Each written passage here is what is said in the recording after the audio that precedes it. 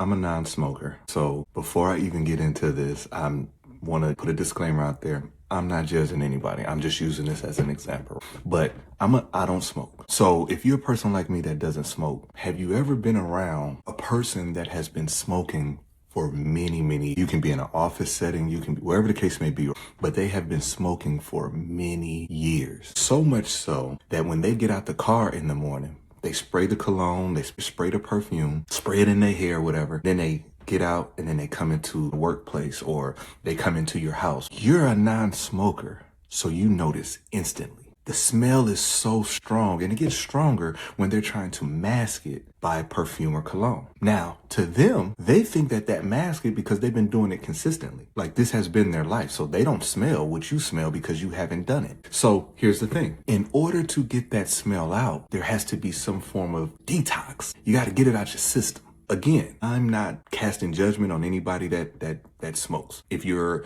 a drinker, I don't care how many peppermints you put in your mouth. If you're a non-drinker, you're going to smell it because it's something that's within them. I'm saying all of that to say this. When they show up, that smell is on them because it's in them. Here's the message. When you are an unhealed person, you show up the same way. You being unhealed, when you walk into a room of healed people, it precedes you. The smell of unhealedness permeates the room. Now, you don't see it. You don't smell it because it's inside of you. So everybody else, when you come in, they all like, oh my gosh, here they come.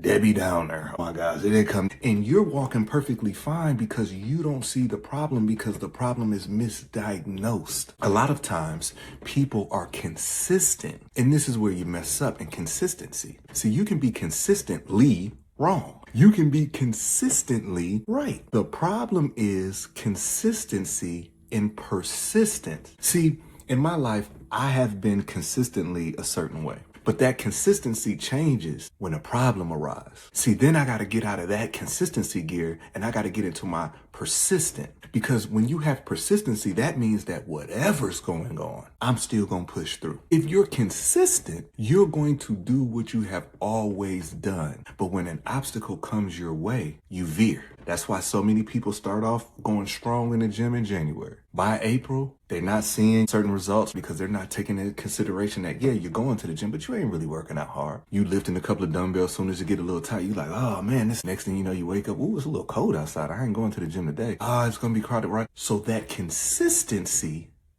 doesn't mean anything because you're not persistent. That's why one of the strongest conversations that you will always have every day is the conversation that you're having with yourself. There's a song that says, I thank God that I don't look like what I've been through. Yeah, you might not look like it, but it's in you. You have not healed properly because of the misdiagnosis that you tell yourself every day. And let me explain to you what that looks like. You're bitter because you've been hurt. So you take that bitterness and you mask it as, I'm never going to let anyone hurt me anymore. Now I'm strong. I'm Diesel now. So I'm not going to allow anyone else out there to hurt me. But when you live life like that, the people that God's sending your life to help you, you already got this wall up because you've been hurt before, and unhealed wounds, they cause infection. You ever known somebody with diabetes and, if I get a cut, okay, to heal. But when a person with diabetes, they get a cut, sometimes it takes longer to heal. And then, you have all of these problems and then, infections because that's something that hasn't healed. So you show up to the world as Superwoman, Superman, but inside you still have not healed. And because you wear this mask, you think when you walk into the room, nobody else can see it,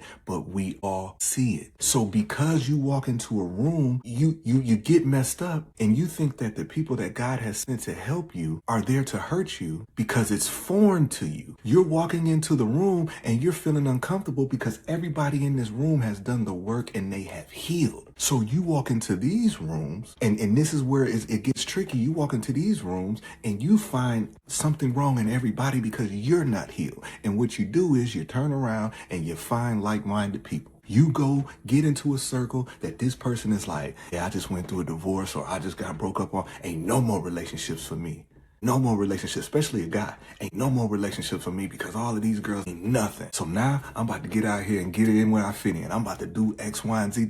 You just are an unhealed man. a woman, man, all these guys is dogs, and that's why I don't trust nobody. You are just an unhealed woman. 3 people have done you wrong. And those 3 people have made you believe that everybody is the same because you're not healed. So yes, you don't look like what you went through, but I smell it on you. I smell it on you because you have not done the work. There's people that watch my videos and they will find a single point that speaks to how they already feel, and it messes the whole video up. If I said right now, no, sometimes God will put you in a situation that's not for you and this, that, and other, you will run with that because you are in a situation right now that God has put you in, but because you're not healed, you're trying to push the very thing that God has brought you to, and you will key in on that one thing. You don't even finish the video. So I'm saying all of that to say this: God will never bless who you pretend to be, and just because you don't smell it